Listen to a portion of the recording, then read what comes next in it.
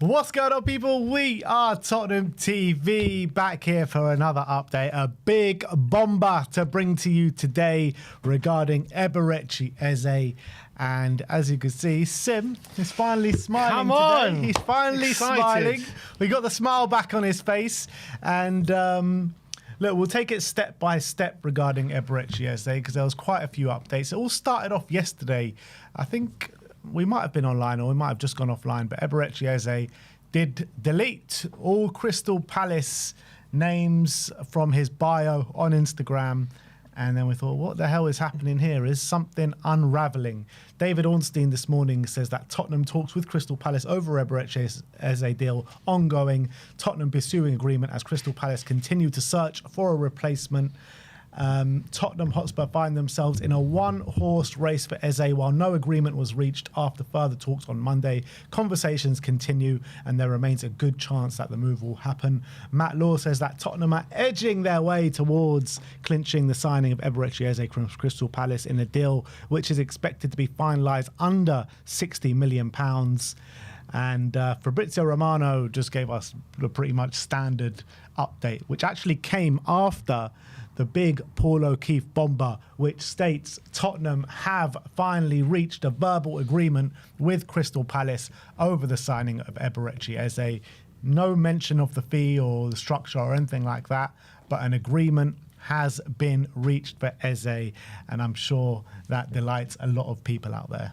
Well, Ben Jacobs says it's around 60 million. He says 60 million. He said there's agreement for 60 million pounds, which for me represents unbelievable value. I think it's such a great deal. We've obviously been ready, waiting in anticipation for an agreement to be reached. We're waiting, obviously, for Crystal Palace. We're waiting for Crystal Palace to find a replacement and everything to fall into place so we can start to get really excited about this deal. It seems as though we've finally hit that moment. The agreement has been reached. I think we're probably moments away from getting a here we go from Romano. We're probably not far away from getting a full agreement tweet from David Ornstein. It seems as though this is finally coming to a head and coming to a conclusion, and Eze will be a Tottenham player.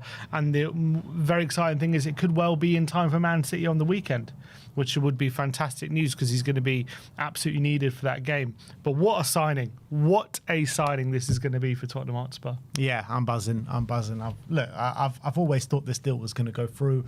I've been pretty confident about it for the last couple of weeks. But when you hear full agreement has been reached between Tottenham and Crystal Palace, it just brings even more excitement inside into the feelings. And I can't wait. I can't wait to see him get going. I can't wait to see him holding up that shirt. I can't wait for the announcement. I mean, this is a massive signing, people. It really is a massive signing. And, you know, a month ago, you never thought this was possible. After signing Mohamed Kudus and getting Palhinha over the line, it looked like Arsenal were all set to go and sign Eberechi Eze.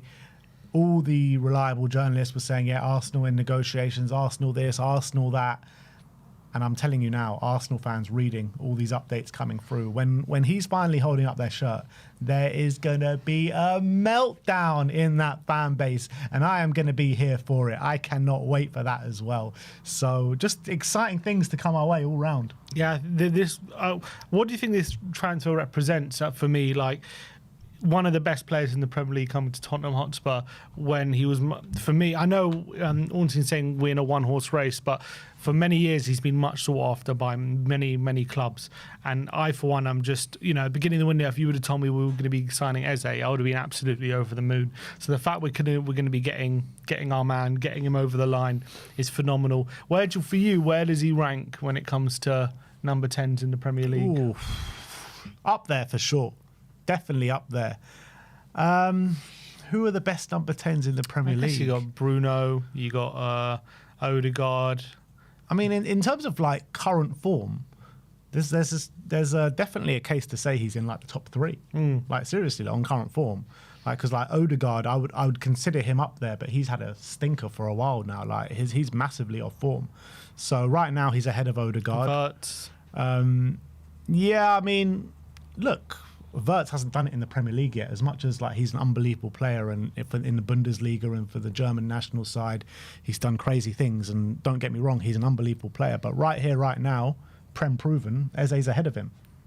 Every time we've been linked with Eze, it's usually it always comes with the caveat, yeah, but Man City are interested, yeah, but Arsenal are interested, and it always felt like a deal that was a bit too out of our reach. Yeah, but at the same time as well, it always felt like a deal which was going to happen. Like when you cast your mind back to the last 2 seasons when he's come to Tottenham, it's always felt like there's been something there. There's been some energy there that, Eze... Meant to be. He's been like wined and dined in boxes, obviously CAA bases with them, and he's been wined and dined in boxes with his family and everything like that at Tottenham for the last couple of years. It feels like Tottenham have been doing the groundwork for this for quite some time.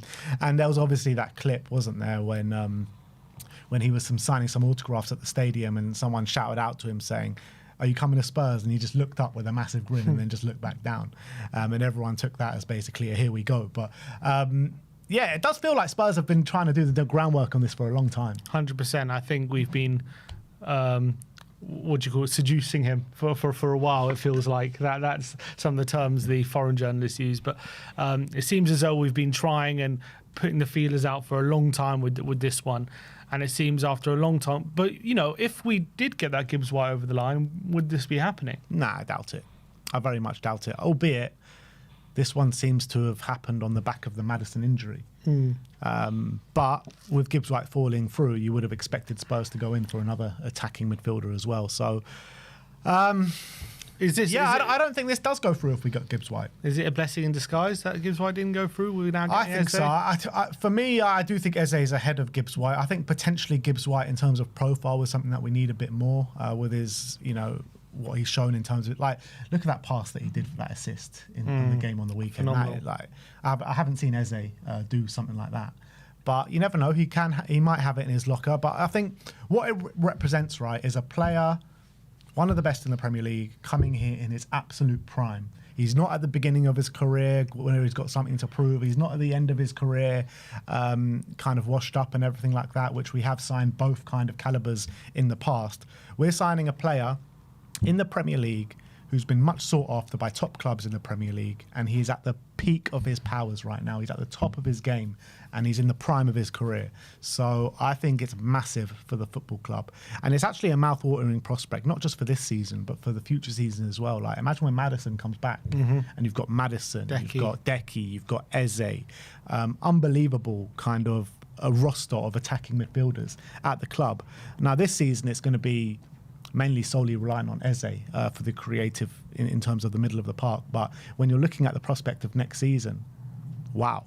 Yeah, absolutely incredible. And I know he's 27 at the moment, but he's in the prime of his career. He's going to have many years ahead of him. Obviously, it's a World Cup year as well, so even more motivation for him to be on top of his game. I think Eze's ready for this move as well. He has been fantastic for Crystal Palace for many, many years. I think he's been getting better pretty much every year. Last year was a weird one. I thought he started slow. Yeah, for the first few months. I don't think he really kicked into gear until February time. But once he did, he was fantastic. For those last few months last season, he was probably one of the best players in the league. Yeah. And that was probably the best kind of patch of his career as well. Yeah, potentially. I think it's been up there I think for me, when he was linking up with Elise, I think that's the best I've seen with him. Him, Elise, Mateta, that front three, that was absolutely phenomenal. I think I was when Glasner first came. They had that little period. They were absolutely amazing together. So he's been so good. Even under Roy Hodgson when they had Zaha together as well. There, he has been stepping up for a team. I mean, before Glasner came in, who was very much a counter-attacking team, defence first, and he's had to shoulder a lot of that burden. So I would love to see what he's like with that burden kind of lifted from him a bit. He's gotten those better players around him. He's maybe got a bit more, not everything goes through him. He's got better players to play off, and how he kind of reacts to that. That's going to be really, really interesting, and I'm so excited to see how he steps up and going from being the main man at Palace to coming to Tottenham Hotspur, where he's got the likes of Kudus with him, and he's got good strikers with him, and he's got World Cup winners in centre back and all these different things. I think he's going to absolutely thrive. He's going to absolutely love it here, and I think Frank's going to know how to use him as well.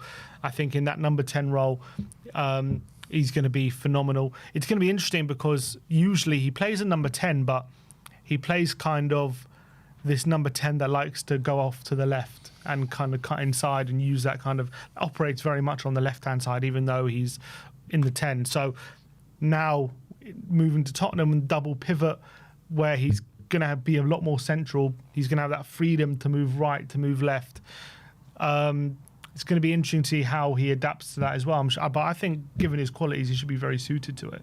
Yeah. And he's going to have, to be honest, when you think about it anyway, the way we play with our wingers, with Kudus is a bit more narrow, tucked in, and then maybe the guy on the left is maybe a bit wider. That will suit him as well. If he favours that little left-hand pocket, having that kind of the way we play will really suit him anyway. Yeah, completely agree. It's just such an exciting signing. Look, we can't stop here.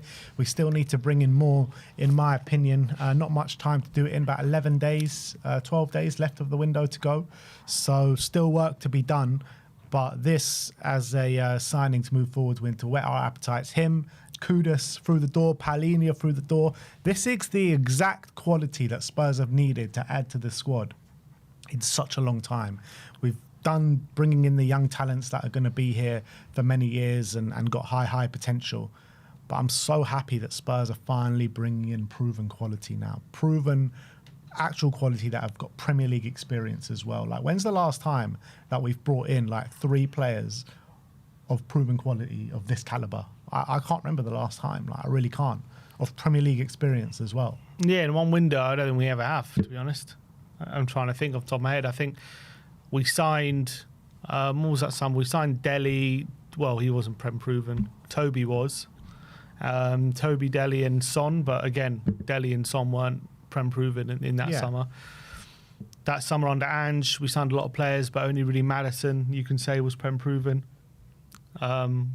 So it's not, it's very rare. We've never done this, and clearly there's been a massive change in a bit of a change in our transfer philosophy from especially last season, where it was very much signing 18-year-olds and hoping that they adapt very quickly, and that obviously massively backfired last summer.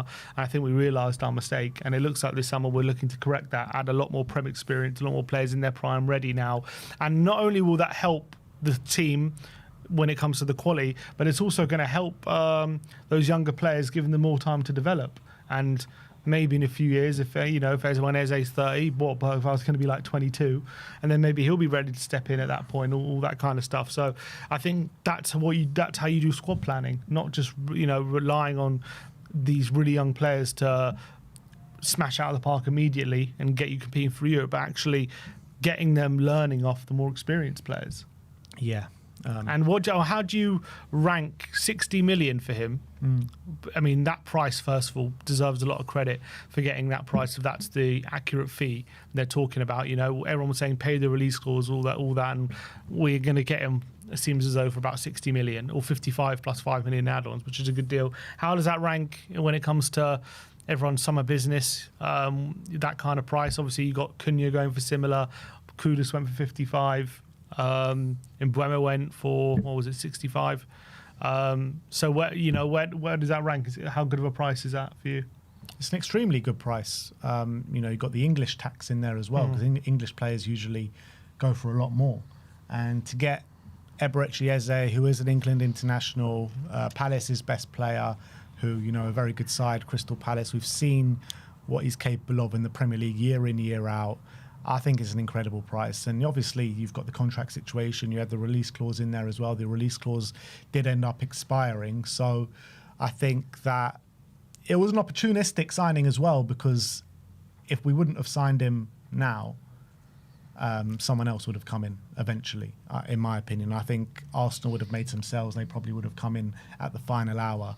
And it's unique to get a player of this caliber, English player, for this kind of money.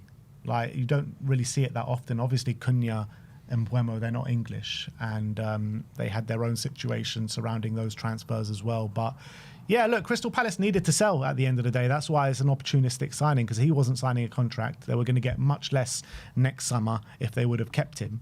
So yeah, it's once again Spurs kind of waiting for their moment, waiting for an opportunity in the market and striking to get a cheaper fee like they did with Kudus. Yeah. Because Kudus was also great value for money, in my opinion. Was it 55 million we got him for? And he had a release clause of 85. West Ham were desperate for money. We took advantage of that and we got him over the line.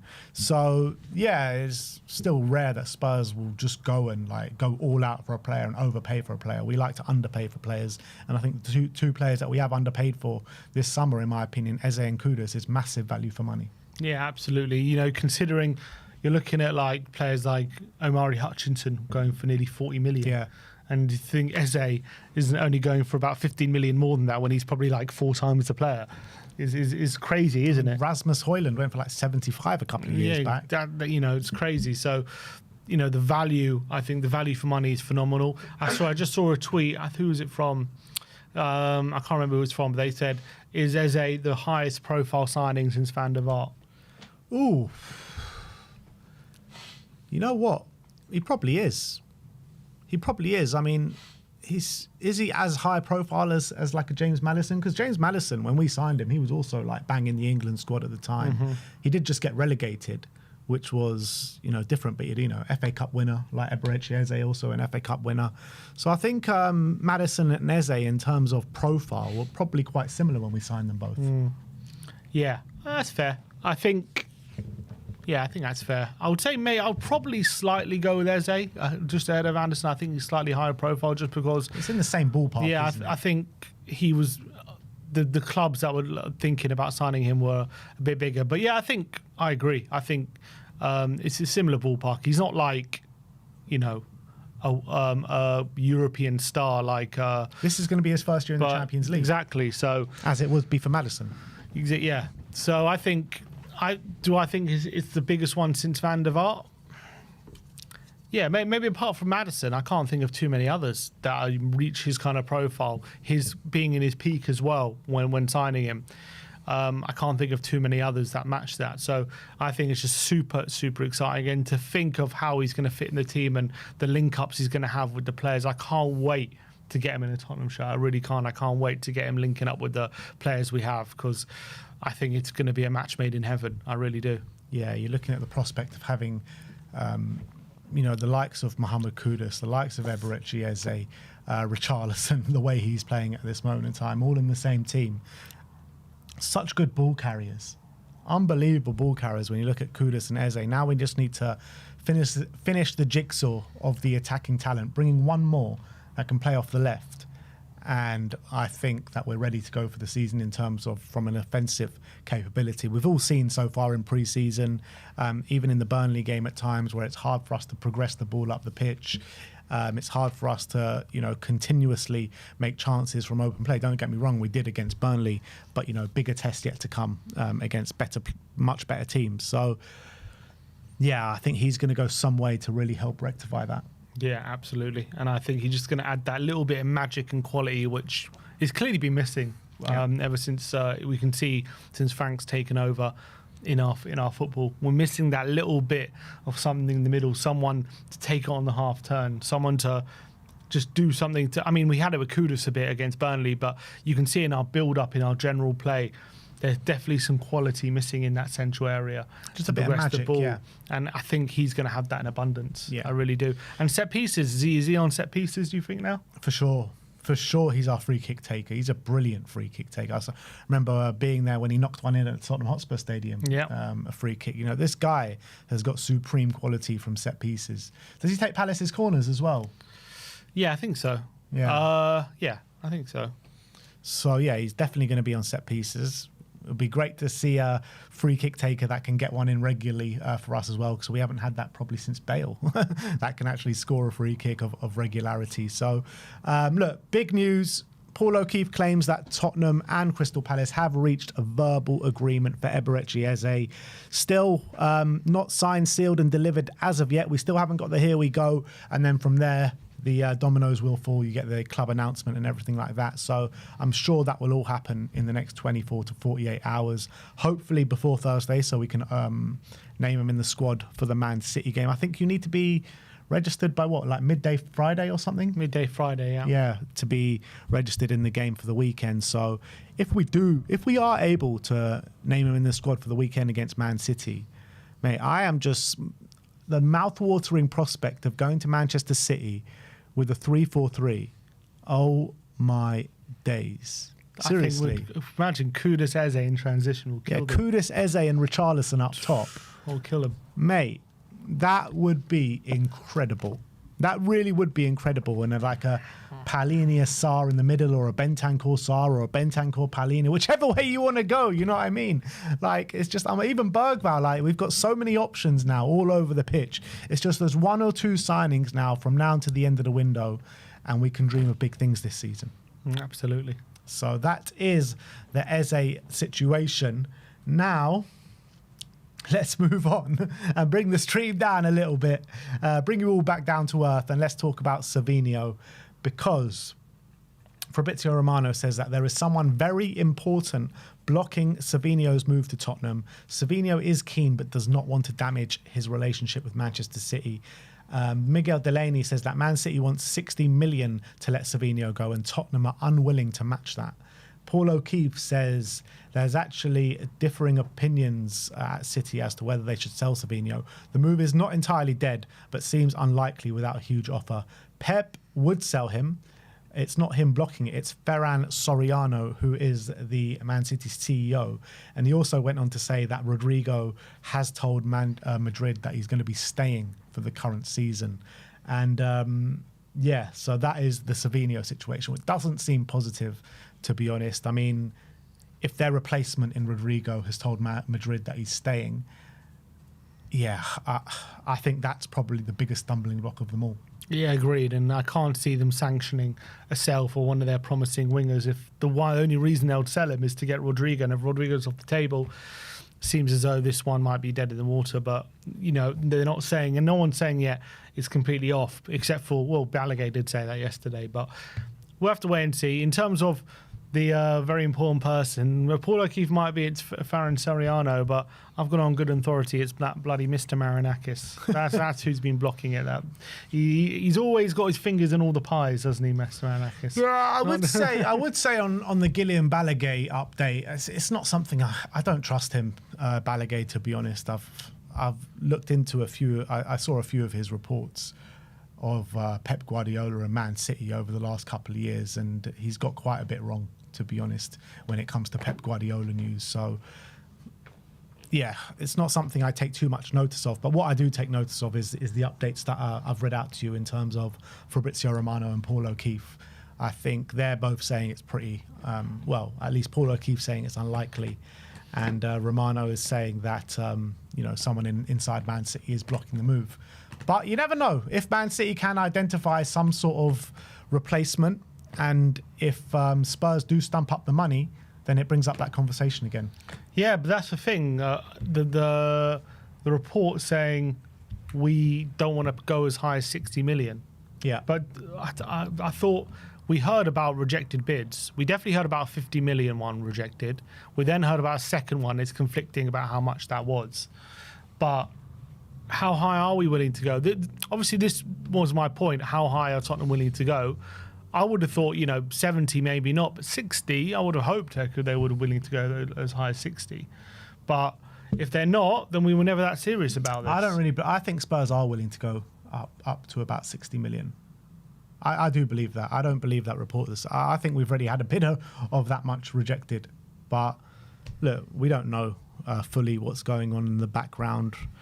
Again, like I did say a week ago about the Savinho deal, like I find it unlikely anything's going to happen with Savinho until after we play Man City, and we got them this weekend. So, look, maybe after we play Man City, the dominoes could fall again, and something else could happen, and we might see this progress.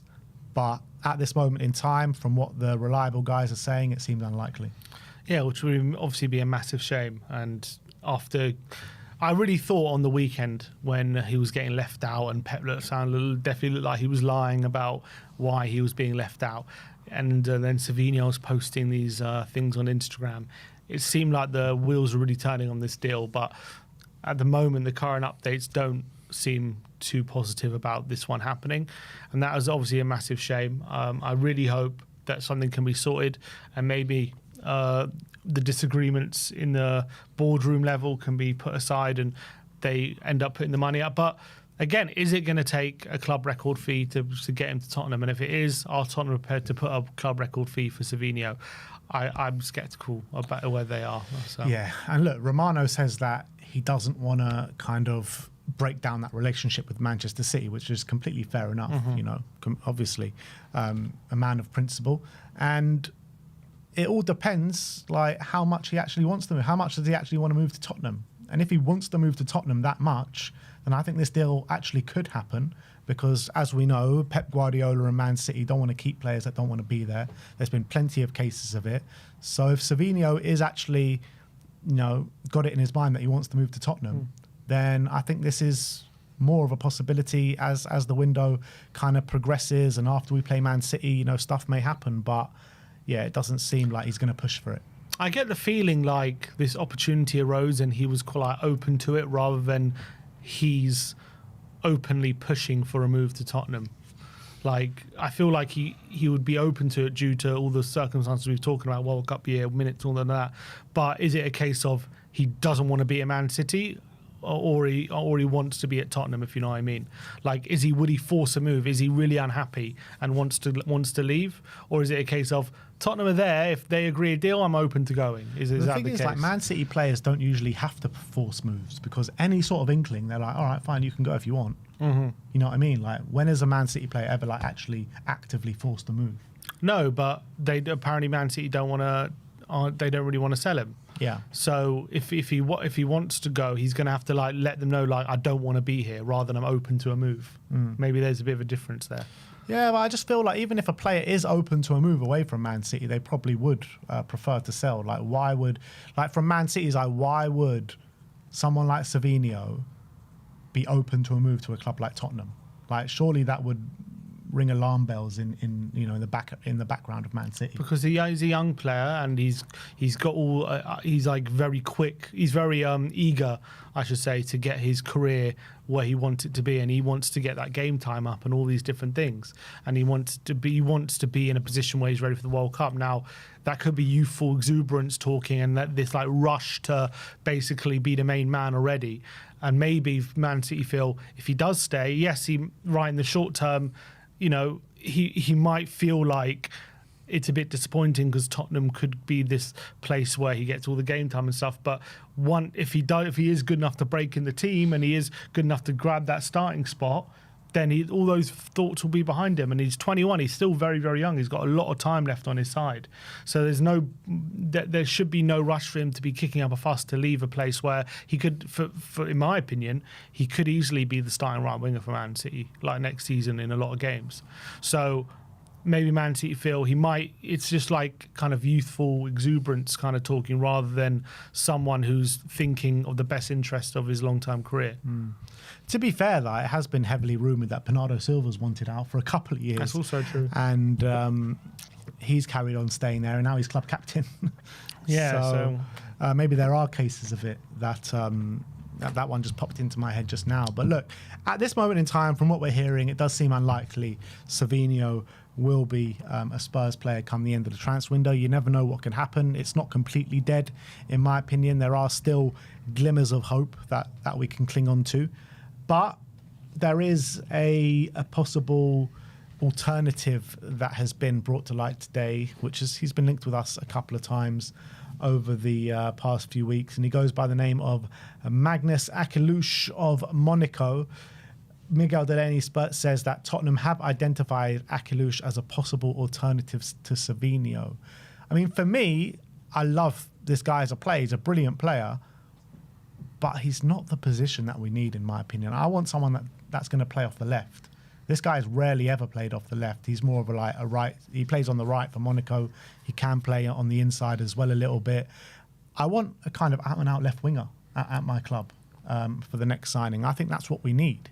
And when you're looking at Akelouche, like if we are to bring him in instead of Savinho, I think probably the outlook of the team it's going to be probably a bit different to what we're thinking. Maybe it'll be him on the right, Kudus in the middle, and Eze on the left. Yeah, it doesn't make too much sense, does it? In terms of being an alternative to Savinho, unless he has a different idea of what the makeup of the team is going to be. Like, in theory, if you're talking about alternatives, he should be an alternative to Eze, not an alternative to Savinho. So when it comes to that, it doesn't make too much sense. But yeah, maybe he wants to play him in the middle and Eze on the left. Basically, I can't see but you can't have him and Eze both in their preferred position, basically. Like, sorry, if you're playing, and Kudus, all three of them. You can't have all three of them all in their preferred position. Someone's going to be a bit, or whether it be Eze on the left, whether it be Akilush somewhere else, or Kudus put out to the left-hand side. I think, Akilush is more of like a technical kind of, plays a bit like Bernardo Silva, plays on the right, plays in the number 10 kind of position, really good in tight spaces, fantastic left foot. I thought was brilliant in the Champions League last season for Monaco. I'm a big fan of his as well. But it just doesn't make sense as an alternative to Savinho in terms of what Savinho brings, and what he brings are two different things. They're not the same. They're not one like for like. They're very different players. So I think he's definitely more similar to an Eze than he would be to a Savinho. So it makes sense for me that he's on our list, but it doesn't make sense for me that he's on our list as alternative to Savinho. Yeah, unless he does want to persist with Brennan Johnson as a left winger, and you bring him in as a right winger, and you have kind of options like that. I mean, Brennan started on the left a few times in pre-season. Just scored. Started on the left, our first game of the season. And scored. So is Brennan Johnson now a left winger for us? Is that what he's considered as? Well, in theory, when you think about Frank's history, he likes his wingers to be inverted. And he wanted Brennan Johnson at Brentford. Was his idea for him at Brentford to be a left winger? Very likely. Very well could be, yeah. Yeah, very could have been. Now, since he's come in, he has played, I don't know how many games he started, but I think the majority of games he has started has been on the left. I think he started against Newcastle on the right, which he did score. But I think the other games he has actually started on the left, hasn't he? So, I mean, the evidence is suggesting that maybe he does see Brennan as a left winger, as much as maybe we're not in favour of that. Yeah. Yeah, it's a very strong case to it. So if we do consider Brendan as a left winger, does it make more sense to bring in an Akilush? Maybe Savinho was going to be playing on the right wing. Yeah, maybe. So maybe that does make sense. Yeah, maybe that is the plan. And to be fair, look, as much as we're not fans of Brendan on the left, you got to remember he's only done it for Frank a few games. Like, maybe we're being a bit too hasty in our judgment, but I think we've seen him on the left a few times under Ange, and he just hasn't impressed in that position. And I think, if you just think of it logically in terms of his qualities and what he offers, he just never seems quite right on the left. But look, he did score on the left against Burnley, albeit it wasn't a great performance, but he did end up with the goal on the score sheet. And maybe given time, he can develop in that position. Let's be real. The performance that he had on the left for us first game of the season is still very kind of reminiscent to a lot of the games that he's had on the right for us last season. Not getting involved too much, but popping up with a goal. So there's not too much difference there. It's just that on the grand scheme of things, every time we've seen him on the left, he hasn't been great, where he's had a few better performances on the right. Yeah, I just guess on the difference between him on the left and on the right is on the left when he goes down the line, he literally offers zero. At least on the right, he can whip in a cross or something because he's, he can get there, and he's not got a terrible cross if he can beat his man. So I guess he offers a bit. He offers a bit more on the right on that sense. But maybe again, if given more game time there, maybe we'll see a different side to him. Yeah, but look, in terms of Magnus Akilush, unbelievable talent. Ball carrying ability, creative. He's a really, really tricky customer. He's one of these guys that's got a bit of magic in his boots, doesn't he? He really does. 23 years of age, stunning season, maybe even a stunning couple of seasons for Monaco, and him as a player, just like isolated, not thinking about any of the tactics or anything like that. I think I'd love to see him at Tottenham. I really would. Yeah, I wouldn't say no. I would not say no. I think he's fantastic whenever I've seen him play. He's young, 23, so he's got his best years ahead of him as well. I think he's a good alternative to an attacking player that we need. And I would look, if Savinho doesn't work out and that's what they've identified, regardless of what all my reservations are, I think we can make it work 100%. Yeah. And I'm sure Eric Dyer has been telling him all the great things about Tottenham Hotspur, them being teammates at this moment in time. Eric Dyer scored on his debut. Did. For just like he scored in his debut for us, didn't he? Yeah, West Ham. So, yeah, that's the Tottenham news for today. Maybe some more dominoes are going to fall and we'll see what happens. And obviously we'll bring it to you here first on We Are Tottenham TV. But that is all we have for you today. And we're going to bring to you Review the Premier League. First episode of the season. Super chats first. All right, yeah, go through them then. So we have Anup Narayanan says, I think next we should try to sign Matoma or Kevin Sade as left winger to replace Sonny instead of Savinho. Gives us more balance on both sides. Sade, I mean, another player we're talking about ripping out of Brentford. But yeah, Sade is obviously an interesting one. He's had a great season last season at Brentford after a severe injury. Not for me. Yeah, I think for me, Sade's good, but I mean, I reckon Tell could be just as good as Sade, like in the near future. That's my feeling. Yeah, I mean, look, Sade's not for me. I know he's done very well at Brentford last season, but I think Spurs need to be setting their sights on a bit of a high calibre. And when you're talking about players like Akalush and Savinho and Eze, Sade's a bit underwhelming for me. And Matoma? I would love to see Matoma. Matoma would be a brilliant signing. Brilliant signing. He's of the same kind of calibre of signing as Eberechi Eze for me. Like, I think Eze is probably a bit of a better player in terms of where they rank in terms of their position in the Premier League against their peers. But I think Matoma on the left-hand side. Can you imagine you have Matoma, Eze and Kudus? Like three of the best dribblers in the league. Yeah. And I think he's probably a better alternative in terms of profile to Savinho than the other players we're talking about. Yeah. NSGB says, is Eze the best signing we have made in a while? It is the best signing we've made in a while. And someone brought up the question before, is it the highest profile signing we've made since Van der Vaart? We did forget Gareth Bale coming back. Gareth Bale on loan, yeah.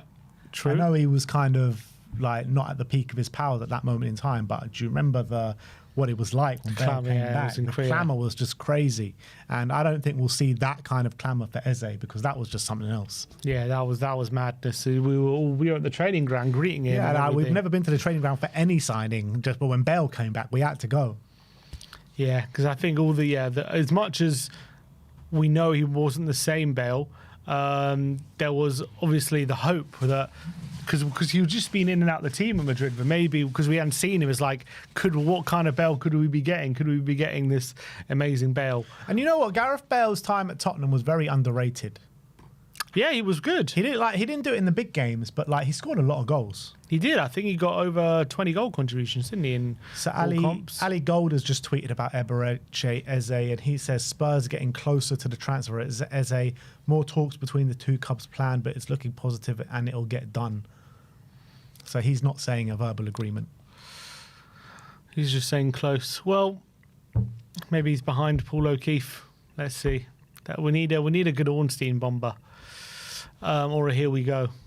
And one more super chat from ID 1991 says, we advanced so far we accidentally signed Eze. We're advancing over the advancement. We did it by accident. We didn't mean to go that far. Jeez. I saw a great tweet that someone tagged us in a few days ago. Where is it? See if I can find it.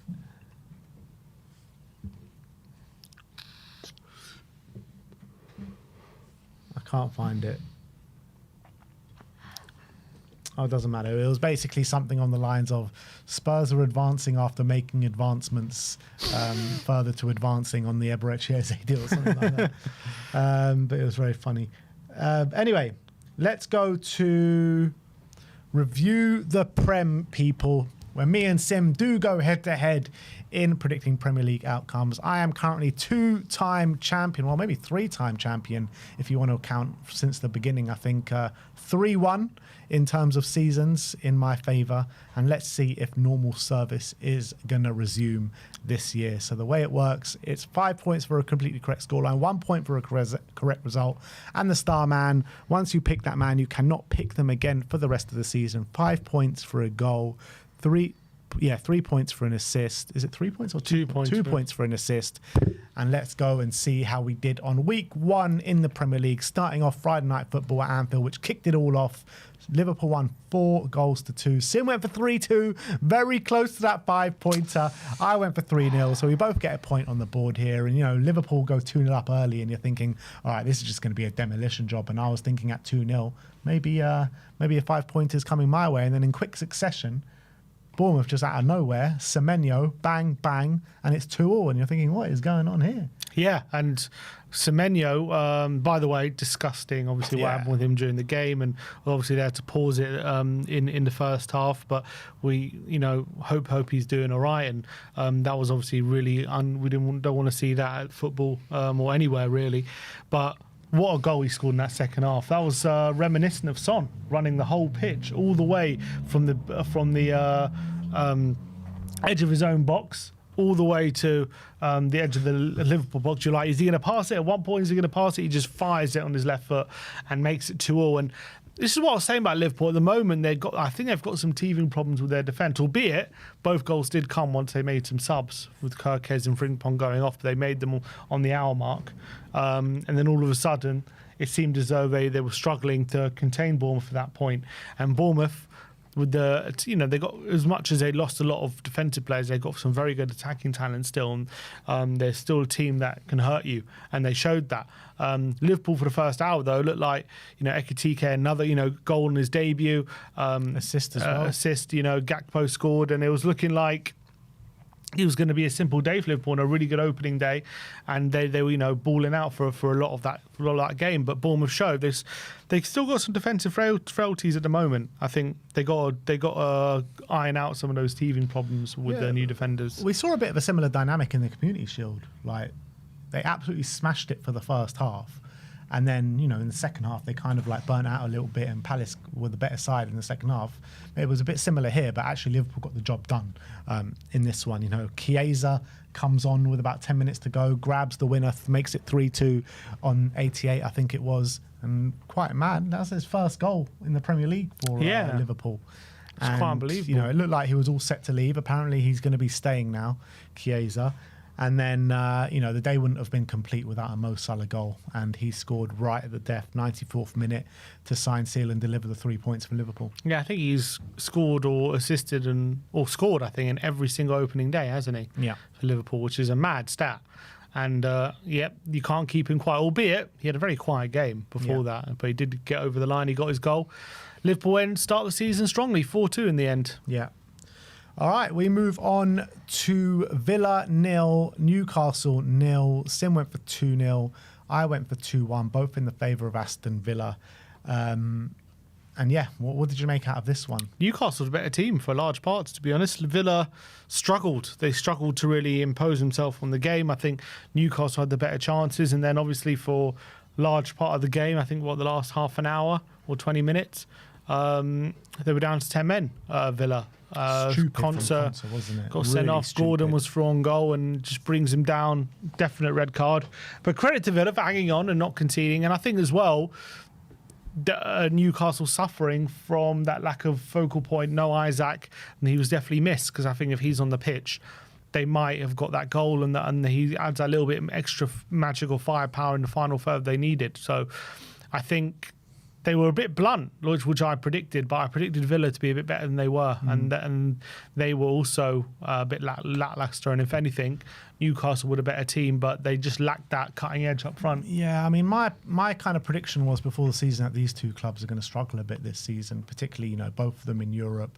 Both of them haven't strengthened to the kind of required quality as opposed to all the other top clubs in the Premier League, and Newcastle potentially losing their star man in Isaac as well. But yeah, Newcastle were definitely the better side in the first half, and then I think Villa came back into it second. But I think Newcastle will be really disappointed that when they had the man advantage, they just couldn't really hurt Villa. I don't think they had a shot on target against 10 men, which has got to be a concern if you're Eddie Howe, how that managed to happen. Yeah. But, you know, Whistler's coming through the door, it looks like. Not of the same quality of Isaac, but how do you think that's going to fare? I think it'll be okay. I think the problem is he's going to be constantly compared to Isaac, isn't he? And he's no Isaac. As much as he's a good player, he is not even half the player Isaac is. That's the truth. So that comparison weigh down on him if he's asked to be Newcastle's main man? I worry about it for him and for Newcastle. Next up is Brighton 1, Fulham 1. We both went for 2-1 to Brighton. O'Reilly gets a penalty just after the start of the second half. And then, Muniz, 97th minute, 7th minute of stoppage time, levels it up at the Amex, and the Brighton fans go home unhappy. Yeah, I don't have too much to say about this game, but I think Fulham will probably take the point. I think Brighton were the better team, and they will probably be a bit frustrated they didn't kill off the game. But you leave the game at 1-0, leave it open, and teams like Fulham, if whether it be from a set piece, they have the quality to find something. And Muniz, a nice goal, was rumoured to be leaving to Atalanta, but he showed his worth. Yeah, he did. So I think good point for Fulham, but you know, going into stoppage time, leading for Brighton, you've got to be very disappointed with not taking all 3 points. Next up was a blockbuster at the Stadium of Light. Sunderland 3, West Ham 0 in Sunderland's first game back in the Premier League for a very long time. Sim went for 2-0 to West Ham. I went for 2-2. I knew this was always going to be a really hard game for West Ham. First of all, they've not been great in pre-season. They don't look ready for the season whatsoever. The reaction from West Ham fans all over social media will tell you kind of where the club is at this moment in time. And Sunderland made a lot of signings. Definitely there was going to be a bit of excitement. And they were always going to put on a performance, in my opinion, for the first game of the season. And they definitely did that. You know, it was 0-0 at half time, but, you know, the first goal came in the hour mark, and then the kind of floodgates opened for them, didn't they?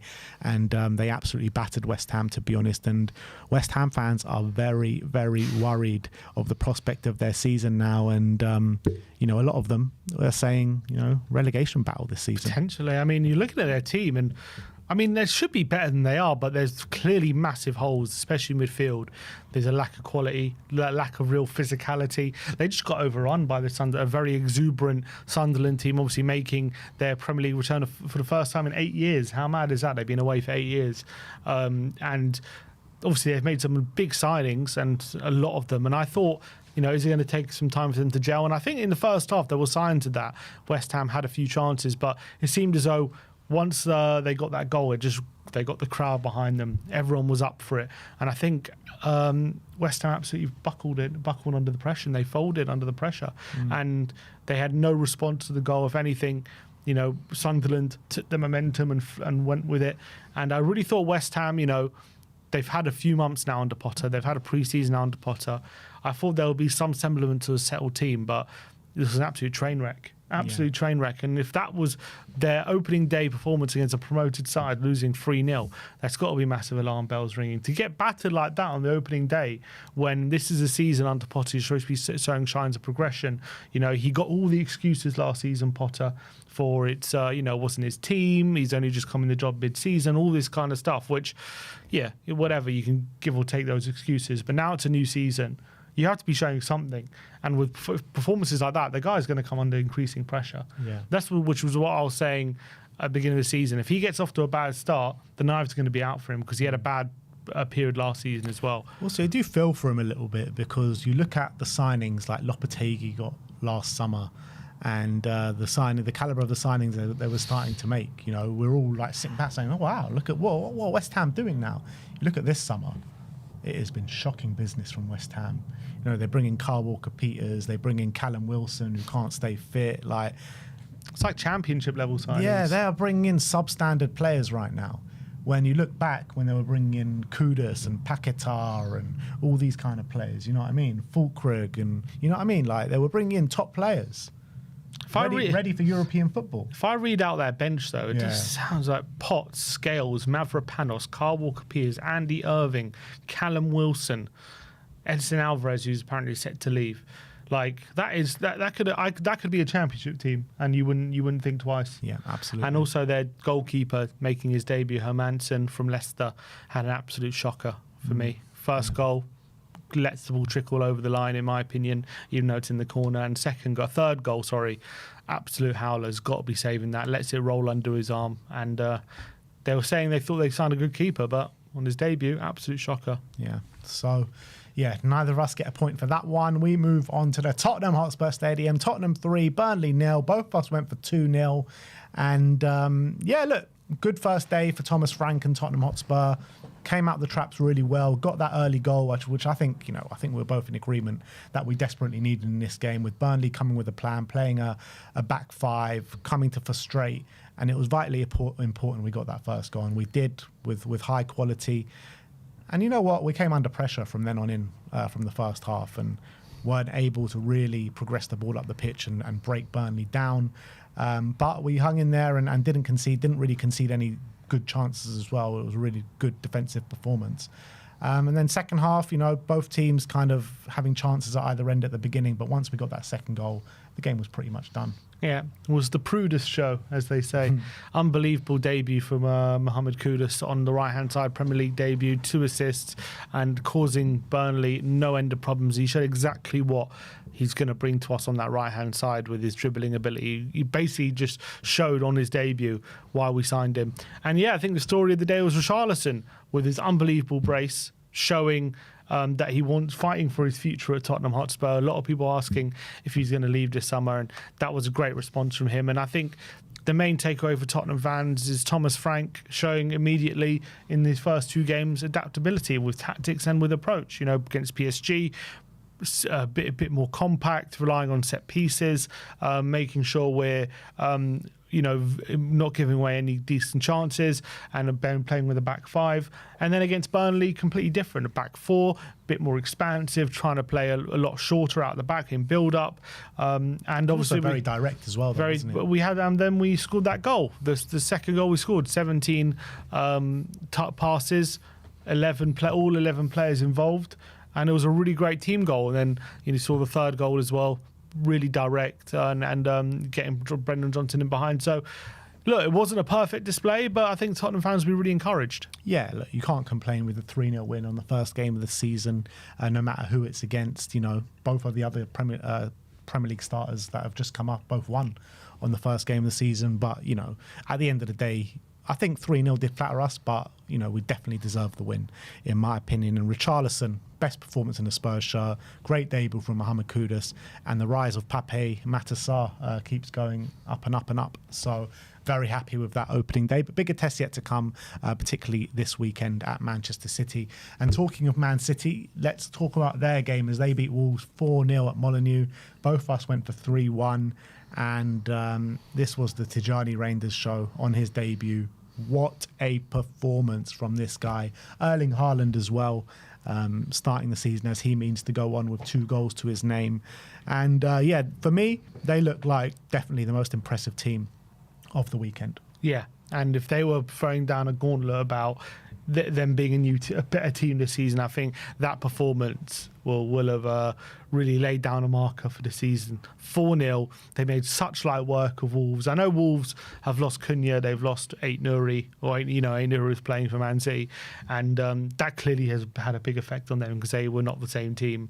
But the way Man City dismantled them and how easily they dismantled them, how easily they were able to play through them, the quality of a lot of their moves and their goals.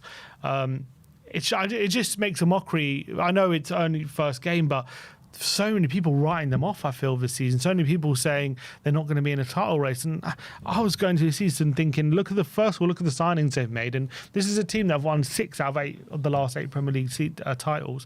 And as well, this is a team last season that between January until the end of the season, for the last 19 games, no one got more points than them. So if that's not evidence of this team could easily step up and be in a title race next season, I'm not sure how much more evidence you need. With Pep signing a new contract and all these different things. So they were phenomenal. Reinders, what a player he is. 1 goal, 1 assist, and also the build-up to the first goal was just delightful. He really was. It was a little tight bit of dribbling, burst a bit of ball carrying, and then a little chipped through ball to I think it was Rico Lewis who just rolled it across to Haaland. It just made it look so easy. He made it look so easy. Haaland, is he going to be back to his best? He got 2 goals and he looked absolutely on fire. They look like the Man City of old, just destroying everything that comes in their path. And you know what Pep's going to be really delighted about is that the new signings have got off with goal contributions straight away, because you look at the signings of like Doku and Savinho, and sometimes when new wingers, I know they're not wingers, but when they come in and they don't get kind of the goal contributions, and, you know, even you and people were saying about Man City last season, where are the goals coming from? Haaland's not going to score. Who's going to score? And they've brought in Reinders and Cherki, and straight away, Cherki comes off the bench, scores a great goal. Reinders golden assist on his debut. So already you can see, and that's without Rodri as well, sitting as the base. So Rodri still to come back, Foden still to come back. Marmoush didn't even start. Marmoush, yeah, exactly. So much talent in that Man City team. They're far from like the finished article of what we're going to see this season. So brilliant first game for them. And yeah, they're early favourites for the league, in my opinion. And on the flip side, Wolves, I do worry for them. They were so dismantled so easily. And I know it was Man City, and they're not going to be judged on these games, but I do worry for them. I'm looking at that team, and I know Strand Larsen's a good player, but I'm just looking at that team thinking, there's not that much quality there. There's rumours at the moment that Newcastle are sniffing around for Strand Larsen. If they let him go, I mean, I can't see them staying up. I really can't. Yeah. And another team I worry for this season is Brentford, because they lost 3-1 to Nottingham Forest on the weekend. And yeah, like, we're all expecting a low-scoring game. You went for 0-0. I went for 1-0 to Forest. And by half-time, we're 3-0 up. Chris Wood, the goal-scoring run keeps going, and some good goals in there as well. I mean, that second goal that he scored, taking it around the keeper, finishing it, good turn of pace as well from him.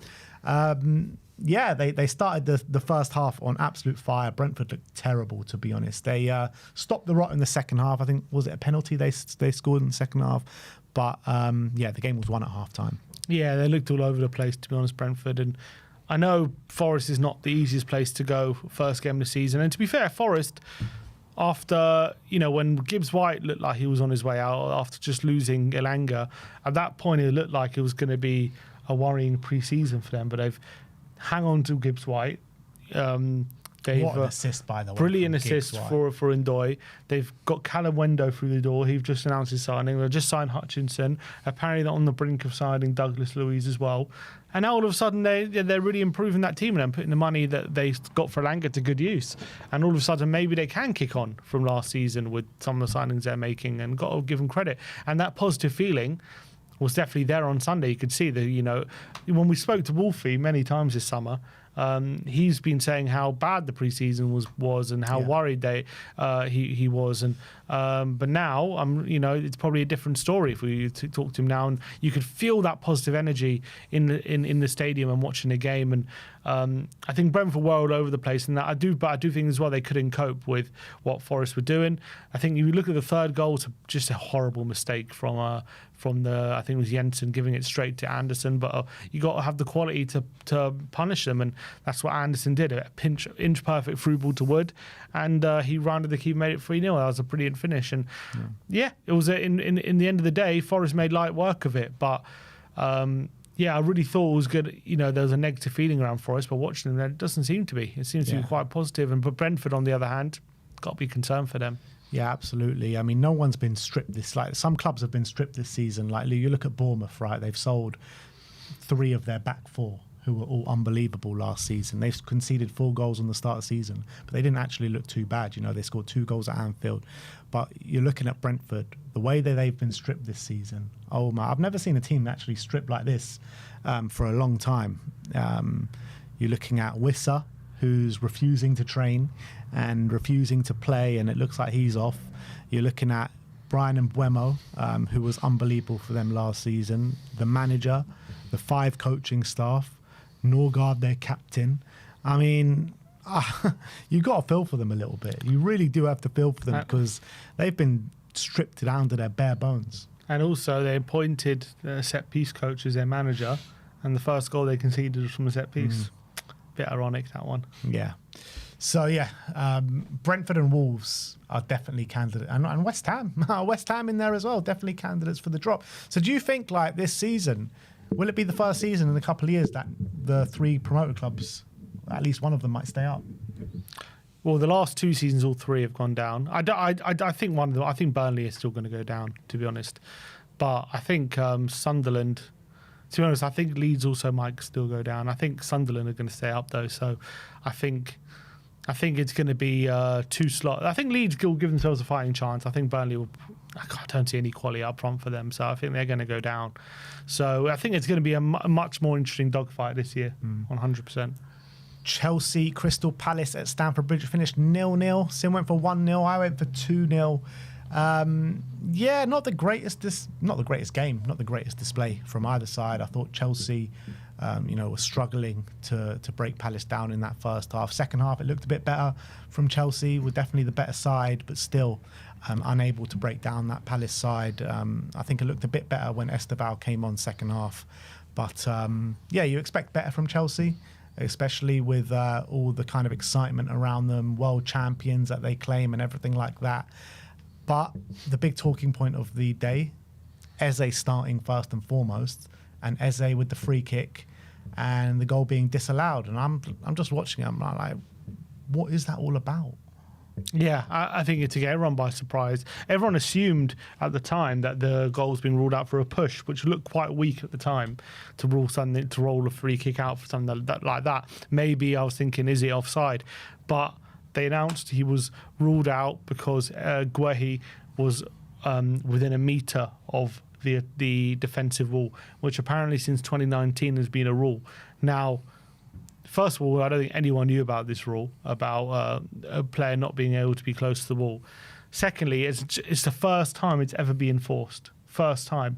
And it's never been enforced before. There's been countless amount of free kicks scored since 2019 where an attacking player has been within a metre of the wall and VAR has not got involved. So why VAR decided to get involved in this one is anyone's guess. I don't know why they've taken this decision. This is the one they need to get involved in. It's quite perplexing. I think for me, I understand it's a rule, but if you're not going to enforce it, then if you just pick and choose when you're enforcing it, then that's not fair.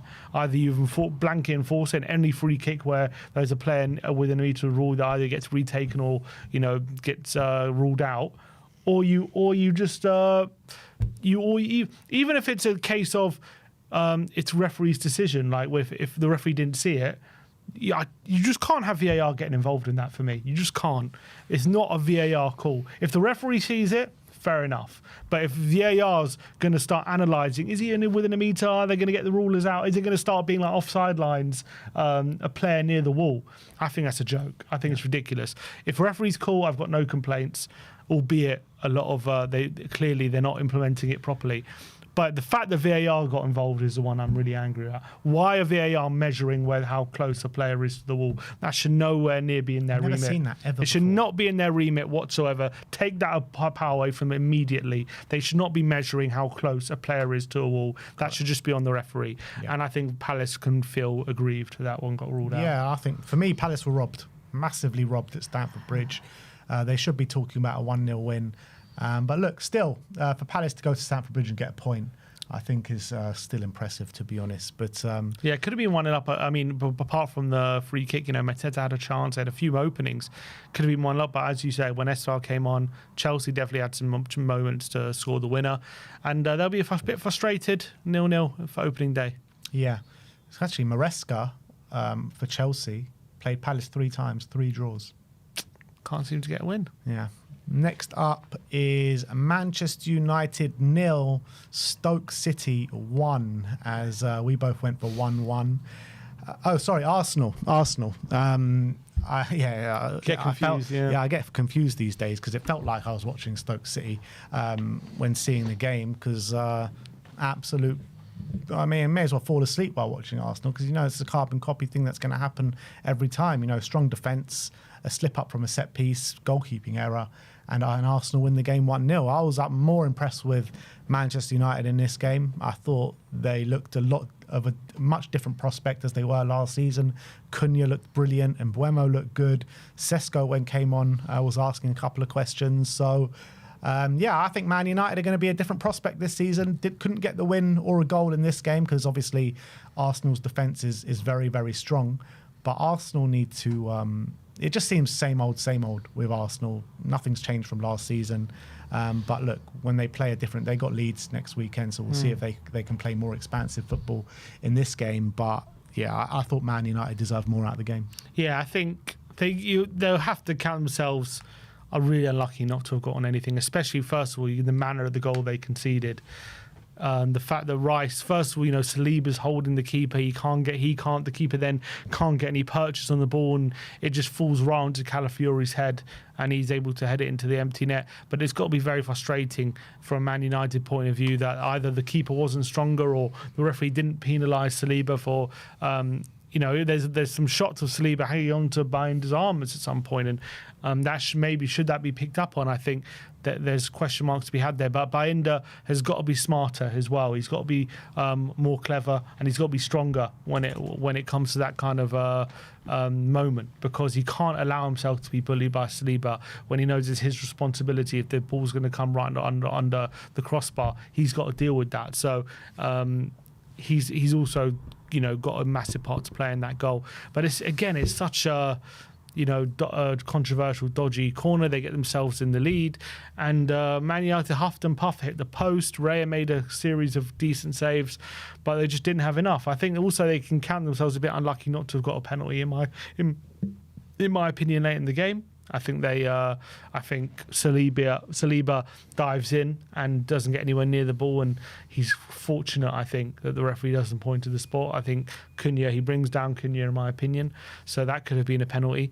But look, if you're an Arsenal fan, you'd be saying, we went to Old Trafford, a much improved Man United, as we can all see, and we came away with a clean sheet and a win, and even though it wasn't the best performance, sign of champions is not playing well and winning in these kind of games. And I guess you can't really argue against that. But what I would say is we did see a lot of these kind of performances last season from Arsenal, and similar earlier on, and everyone was saying the same thing. Oh, sign of champions not playing well and winning, but if you keep not playing well, it's going to catch up with you. Yeah. And so I think from an Arsenal, if as an opposition fan and I'm trying to see the problems for Arsenal, I'm saying, yes, you won, fair enough, and that is a very good win. I can't deny it. Winning away at Old Trafford on the opening day, it's a very good win.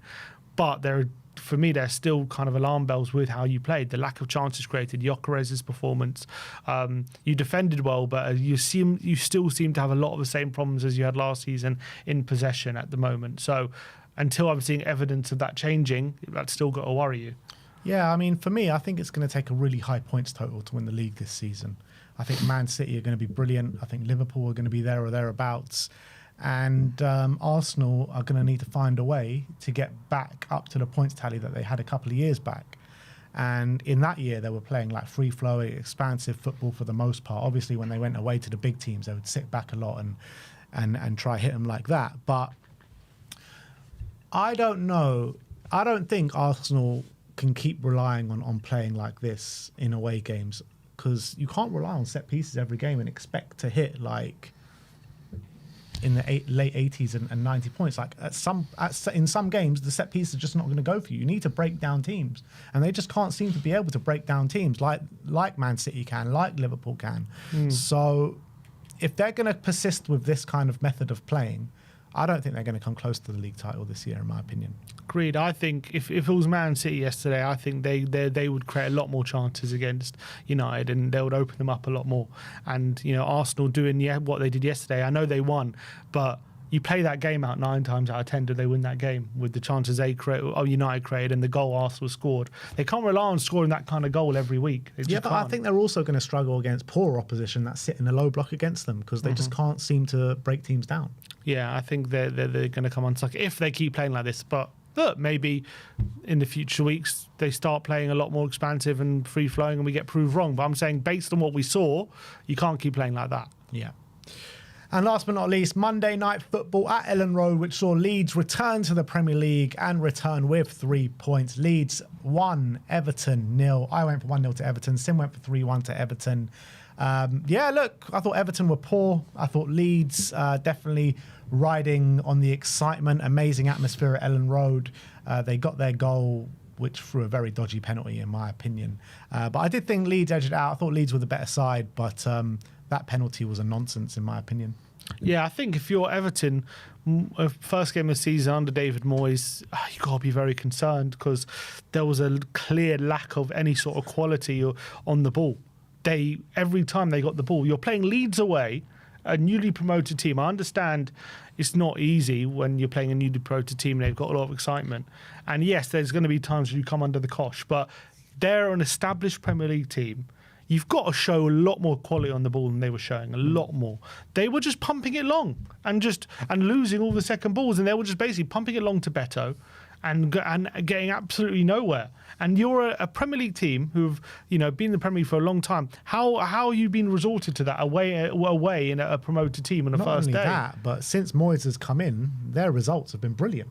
They've shown that they can get results against, a lot of teams. They can play football at times, so I don't understand why they were so pragmatic yesterday. It seemed as though they didn't have any sort of thought of playing a bit of football, keeping it on the deck or anything. So if I was an Everton fan, I'd be furious at the performance. They were shocking. They came into a bit in the second half, but still, not much to shout about. The penalty, for me, look, Tarkowski throws his body at it to try and block the ball. He actually is actively trying to pull his arm away. It then does hit the upper part of his arm. But for me, with the handball rule as it is in England at the moment, where they try to not give it if they don't have to, I don't think that was handball. I really don't. I think it wasn't deliberate. I think he's trying to get his arm out of the way.